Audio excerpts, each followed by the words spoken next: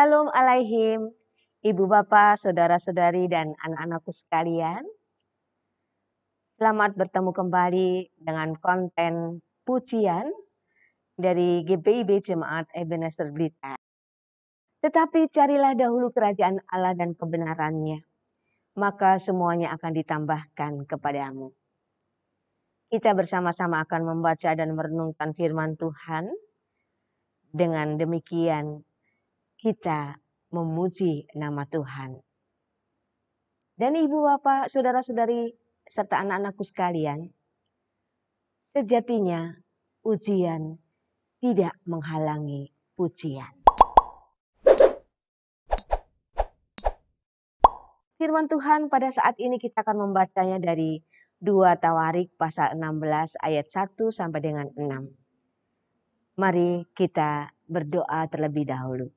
Mohon bimbingan Roh Kudus. Kita berdoa. Allah Bapa yang Maha Murah, kami bersyukur kalau pada saat ini kesempatan yang indah untuk bersekutu dengan Engkau lewat pembacaan dan perenungan firman-Mu saat ini. Kami memohon Roh Kudus Tuhan membimbing kami agar kami dimampukan bukan saja mengerti dan memahami firman-Mu, tetapi juga melakukannya dalam kehidupan kami. Bersabdalah kepada kami anak-anak-Mu siap mendengarkan-Mu. Di dalam Yesus Kristus, Tuhan dan Juru Selamat kami berdoa. Amin. Mari kita membuka Alkitab kita dan kita membacakan bersama-sama dari 2 Tawarik pasal 16 ayat 1 sampai dengan 6. Demikian bunyi firman Tuhan. Perjanjian Asa dengan Aram. Pada tahun ke-36 pemerintahan Asa, majulah Baesa Raja Israel hendak berperang melawan Yehuda.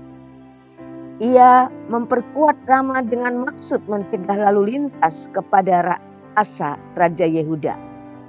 Lalu Asa mengeluarkan emas dan perak dari perbendaharaan rumah Tuhan dan dari perbendaharaan rumah raja dan mengirimnya kepada Ben-Hadad Raja Aram yang diam di Damsyik dengan pesan, ada perjanjian antara aku dan engkau, antara ayahku dan ayahmu. Ini kukirim emas dan perak kepadamu. Marilah, batalkanlah perjanjianmu dengan Baesa, Raja Israel, supaya ia undur daripadaku. Lalu Ben-Hadad mendengarkan permintaan Raja Asa. Ia menyuruh panglima-panglimanya menyerang kota-kota Israel. Dan mereka memukul kalah Lion dan Abel Maim dan segala tempat perbekalan kota-kota di Naftali. Segera sesudah Baesa mendengar hal itu, ia berhenti memperkuat Rama. Ia menghentikan usahanya itu, tetapi Raja Asa mengerahkan segenap orang Yehuda yang harus mengangkat batu dan kayu yang dipergunakan Baesa untuk memperkuat Rama itu. Ia mempergunakannya untuk memperkuat Geba dan Mizpah. Demikianlah pembacaan firman Tuhan. Ibu bapak, saudara-saudari dan anak-anakku sekalian, sebagai orang-orang yang hidup di tengah dunia ini, adakah pernah ibu bapak, saudara-saudari dan anak-anakku merasa takut? Pasti kita pernah merasakan takut dalam hidup kita. Entah takut itu menghadapi masa depan, atau takut dengan bagaimana nanti setelah saya selesai kuliah ini apa yang harus terjadi. Entah itu ketakutan, takut tidak memiliki teman pendamping nanti bagaimana. Khususnya dalam masa-masa pandemi ini. Takut kehilangan pekerjaan. Takut kehilangan orang-orang yang ada di dekat kita, yang kita kasihi. Dan ada banyak ketakutan-ketakutan lagi yang sering mendera kehidupan manusia. Termasuk kita. ibu bapak, saudara-saudariku dan anak-anakku sekalian, ketika rasa takut itu menghinggapi kehidupan kita, apa yang kita lakukan? Atau apa yang ibu bapak, saudara-saudari dan anak-anakku lakukan? Apakah kita datang memohon pertolongan kepada Tuhan supaya Tuhan memberikan keberanian untuk menghadapi ketakutan dalam hidup ini? Atau kita mencari hal-hal yang lain? Mungkin kita minta pertolongan terhadap teman kita atau keluarga kita yang kita anggap mampu untuk membantu kita. Ada banyak kemungkinan yang dilakukan oleh setiap manusia ketika diperhadapkan dengan rasa takut. Itu juga yang sedang dihadapi oleh Asa. Raja Asa, Raja Yehuda. Dia yang 35 tahun pada masa pemerintahannya selalu mengandalkan Tuhan. Selalu mempertanyakan apa yang harus dia lakukan untuk memimpin rakyat Yehuda saat itu. Tetapi dalam bacaan yang kita baca bersama-sama tadi, dia sama sekali tidak memohon pertolongan kepada Allah. Mungkin karena ketakutan, saking takutnya, sampai dia lupa atau bahkan mungkin tidak mau lagi mengandalkan Tuhan. Sehingga dia harus menyuap Ben-Hadad yang adalah Raja Aram. Dia mengambil bukan hanya emas dan perak dari perbendaharaan rumah raja, tetapi juga mengambilnya dari perbendaharaan rumah Allah, bait Allah. Ini sudah suatu kekeliruan yang sangat besar. Di sana dikatakan pada tahun ke-36 pemerintahan Asa,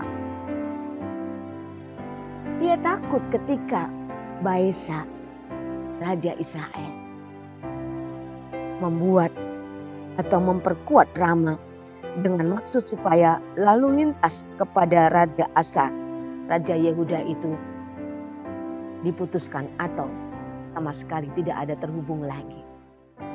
Ketakutan Asa membuat dia salah langkah. Dia menyuap Ben-Hadad supaya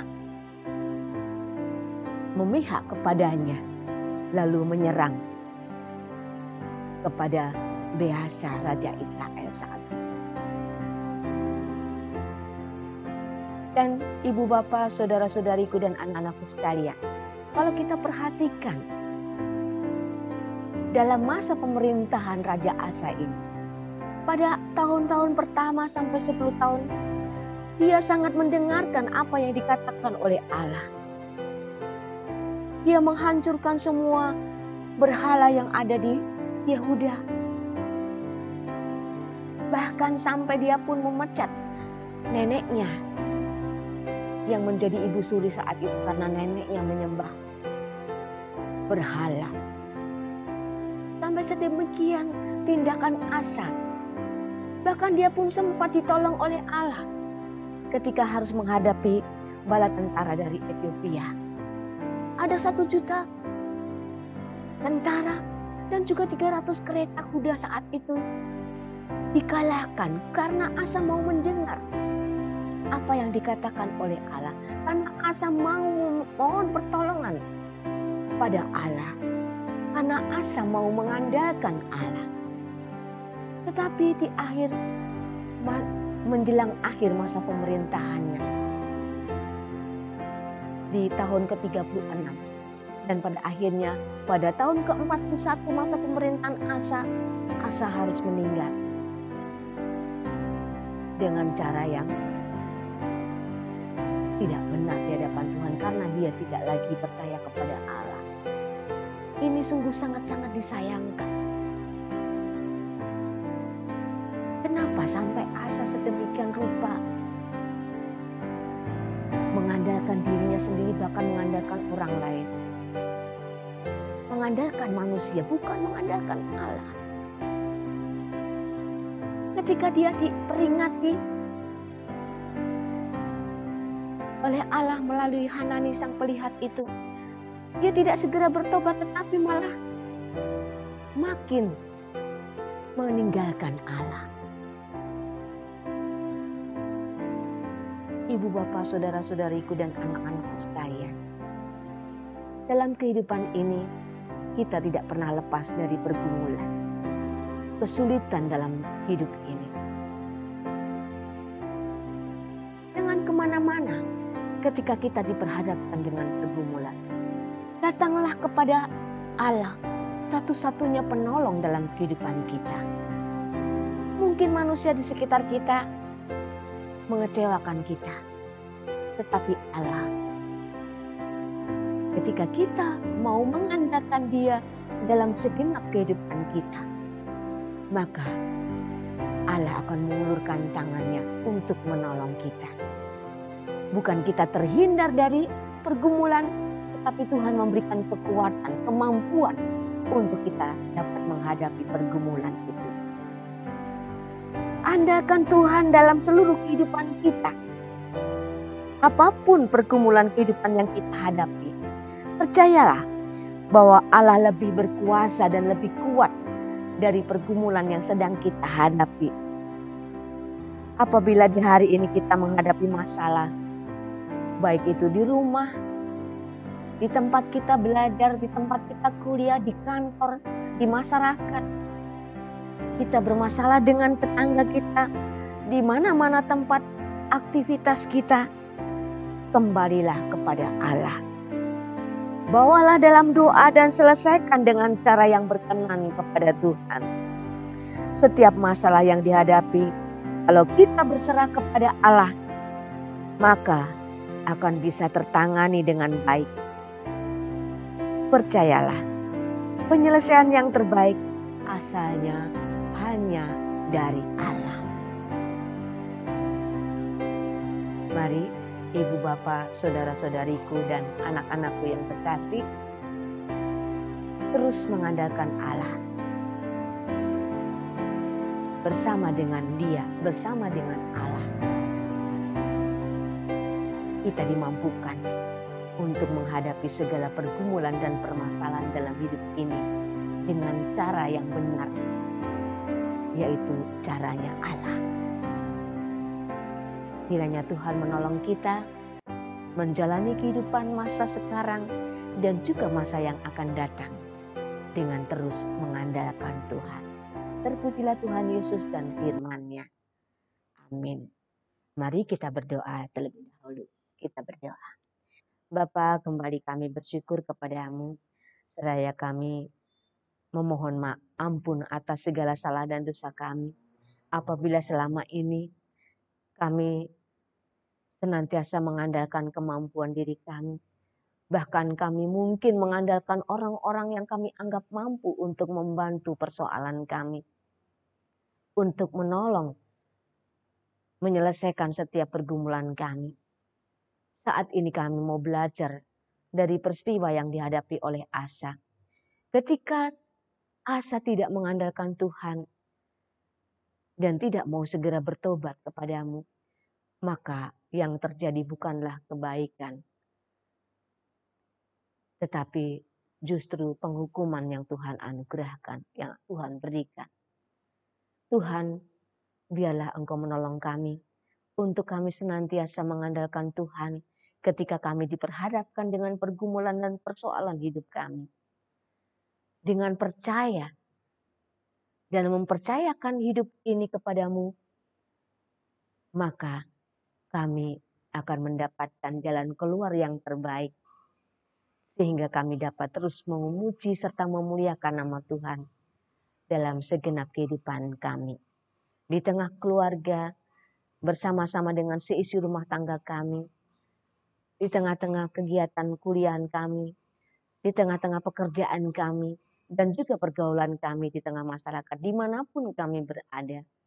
Ketika kami bersama dengan Tuhan, maka yang terbaik akan terjadi dalam kehidupan kami, yang Tuhan anugerahkan bagi kami. Sehingga hidup kami, Tuhan, adalah pujian bagi kemuliaan nama Tuhan. Terima kasih Tuhan Yesus untuk berkat firman-Mu saat ini.